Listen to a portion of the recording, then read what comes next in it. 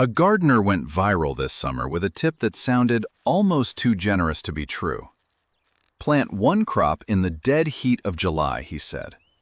Do almost nothing after that, and eat from it straight through the fall, past the holidays, and all the way into March, with no canning, no freezing, no work at all.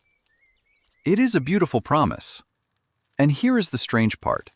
There really is a crop that can nearly do it. One that feeds you deep into winter with no freezer and no jars at all. But it turns on a single number the video never once said out loud. Because within a day, the comments filled with the very same question, asked again and again by people who wanted to believe him. What zone are you in? Where do you actually live? They were right to ask, because for a gardener in the mountains of Colorado, or the Pacific Northwest, or the north of Britain, that cheerful just plant in July is not a shortcut. It is a straight line to losing the whole crop to the first frost. So here is the real question, the one the original never answered. Not when should you plant this, but how do you count backward from the cold? Welcome to the Green Archive. Today we open the file on winter squash, the butternut, the Hubbard, the whole keeping tribe of them, and on a skill that no law ever banned and no company ever hid, and yet has quietly slipped out of most kitchens anyway. The skill of growing food that stores itself. Because that is the real marvel here, and the original walked right past it. A good butternut needs no freezer, no canner, no electricity at all. It sits on a shelf in the dark and feeds you in February. Our great-grandparents built their winters around that fact. Most of us have simply forgotten it was ever true. Start with the name, because it trips almost everyone, and the comments proved it. Winter squash. People hear it and picture a plant that grows in the snow. It does not. You grow it all through the warm summer, exactly like its cousins. The word winter does not describe when it grows. It describes when you eat it. A summer squash, your zucchini, your yellow crookneck, is picked young and soft and eaten within days. A winter squash is left on the vine until its rind turns hard as a gourd, and that armored skin is the entire trick. It is not a season, it is a stage. Leave the fruit long enough to build that shell, and the squash becomes its own storage container. And this is old knowledge, far older than the video let on. Squash is among the oldest crops in the Americas, grown and shaped by indigenous farmers for something close to 10,000 years, long before corn and beans came to stand beside it in the planting mound the Haudenosaunee called the Three Sisters. Over those centuries, growers did something quietly brilliant. Season after season, they saved the fruits with the thickest rinds and the longest keeping, until they had bred a living pantry. A crop engineered by human patience to outlast a winter with no technology at all. Colonial root sellers ran on it. Pioneer families counted their survival in shelves of hard squash. And then, within a single lifetime, the home refrigerator arrived. The grocery store began selling every vegetable in every month.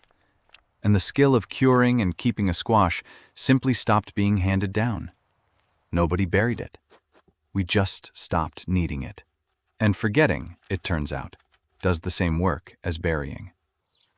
So let us give you back the part that actually decides everything. Forget the calendar month. The number that matters is your first fall frost date. And every serious grower should know theirs. If you do not know yours yet, that is the one thing worth fixing today. Tell me the nearest town in the comments, and this community is remarkably good at helping you pin it down. A butternut needs a long, warm run to finish, roughly 90 to 110 days from seed to a ripe, hard fruit. So you count backward from that first expected frost, and you add a couple of weeks of cushion. If the answer still lands ahead of today, you have time to plant. If it does not, then July is simply too late where you live, and no cheerful video can change your sky. In the long, mild south, the lower half of the country, the gentle coasts, a July sowing often has room to spare. But in the cool north, the mountains, the short season corners, This is a spring crop you should have started months ago. And the honest move now is to start seeds indoors for next year and mark the calendar. If your season is merely snug, there is a real trick. Choose a faster, smaller variety. Check the days to maturity on the seed packet and start the seeds in pots a couple of weeks early. Just handle the roots gently because squash hates to be moved. The video did give one clever reason for planting late: to dodge the squash vine borer, that fat grub that tunnels into a stem and kills the whole vine overnight. And the borer is real, and planting after its early flight can genuinely help. But here is the detail he missed, and it is the useful one. That borer feasts mostly on one branch of the family, the zucchini, the pumpkins, the big Hubbards. The butternut he praised for the entire video belongs to a different species. With a dense, solid stem, the borer struggles to enter at all. In other words, the very squash he recommended is already the borer-resistant one. You were never dodging that pest by planting late. You were dodging it by planting butternut. Growing it well asks only a few honest things. Full sun, 6 hours at the very least. Rich soil, because this is a hungry plant. Work in a good load of compost before you sow. And room. More room than you think, because the vines will run 10 or 15 feet before they are done with you. If your yard is small, do what the sharpest gardeners in the comments do. Send it up. An arch of livestock fence panel, a strong trellis, a sturdy fence. The vines climb happily, and the squash hang right off them. And you get your ground back. Sow a few seeds an inch deep in a low mound. Space the mounds 3 to 4 feet apart. And once the plants are up and running, thin to the 2 strongest. One more thing the fruit depends on entirely: bees. Squash carries separate male and female flowers, and a bee has to carry the pollen from one to the other, or you get no squash at all. So plant a few flowers nearby. Lay off the sprays that kill the pollinators. And if you see plenty of blossoms but no fruit forming, take a small brush and play the bee yourself in the cool of the morning. Now the part that decides whether your squash lasts a week or half a year: the harvest. A butternut is ready in the fall once it has turned a deep, solid tan with no green streaks left, and the skin has gone hard. Press it with your thumbnail. If it dents easily, leave it be. If your nail can barely make a mark, it is done. Watch the stem, too. When it goes dry and corky and brown where it meets the vine, the fruit is ripe.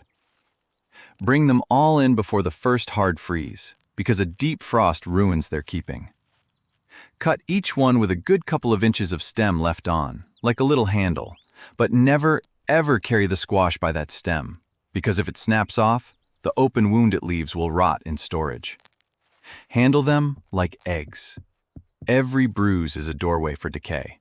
And here is the single step almost everyone skips, the one that turns a 2-week squash into a March squash. You have to cure them. Curing just means letting the fruit sit somewhere warm and dry for about 10 days to 2 weeks right after harvest. A sunny windowsill, a warm porch, anywhere the heat gathers, ideally around 80 degrees. That warmth toughens the rind into a true hard shell, seals over every little nick and scratch, and, this is the reward, deepens the sugars so the squash tastes sweeter than the day you cut it. Skip the curing and even a perfect butternut will let you down by December. Then move them to their winter home, somewhere cool, dark, and dry, with just a whisper of air moving through. A basement, a pantry, an unheated back bedroom, somewhere around 50 to 55 degrees. Set them out so no 2 fruits touch, and give each one a little elbow room. And do not, the commenters said this again and again, and they are right, do not put them in the refrigerator. A fridge is too cold and too damp, and winter squash takes a chilling injury below 50 degrees that makes it rot quietly from the inside. Kept properly, a butternut will hold 4, 5, even 6 months without complaint. And more than one gardener will tell you theirs made it a full year. One last thing the video got right, and worth repeating because not every squash keeps the same. Your true long haulers are the butternut and the big Hubbard, thick-rinded, built for the deep of winter. Spaghetti squash keeps a respectable few months, sometimes far longer if it is cured hard. But the acorn and the delicata, lovely as they are on the plate, are short keepers, a month or two at best. So eat those ones first, early in the winter, and save your butternuts and Hubbards for the long march into spring.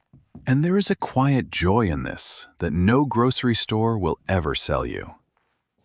Picture the deep of February, the ground frozen hard, not a green thing for miles, and you walk down to a cool, dark room, and there sits a long row of squash, sound and heavy, sweet as the autumn day you carried them in.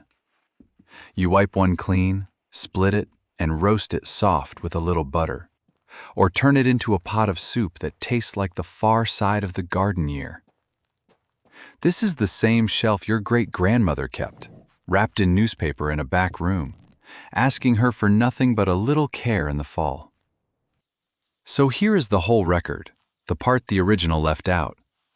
Winter squash is not a miracle, and it is not a season.